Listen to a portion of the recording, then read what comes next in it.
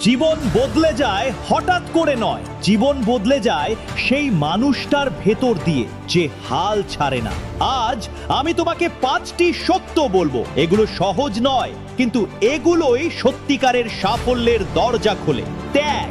সাফল্য চায় মূল্য। ঘুম কমাতে হয়, আরাম ছাড়তে হয়, অনেক না বলতে হয়। যে আজ ত্যাগ করতে পারে, কাল সেই ভিড় থেকে আলাদা হয়। কঠোর পরিশ্রম, নীরবে, যখন কেউ দেখছে না, যখন প্রশংসা নেই, ঠিক তখনই আসল কাজ শুরু হয়। ঘাম কখনো মিথ্যে বলে না, সে একদিন ফল হয়েই ফিরে আসে। নিজের উপর বিশ্বাস। যখন সবাই সন্দেহ করবে, যখন তুমি নিজেও ভেঙে পড়বে, তখন যদি নিজের হাতটা নিজে ধরতে পারো, তাহলেই তুমি শক্তিশালী। নিজেকে বিশ্বাস করা মানেই অন্ধকারে আলো জ্বালানো। ধৈর্য।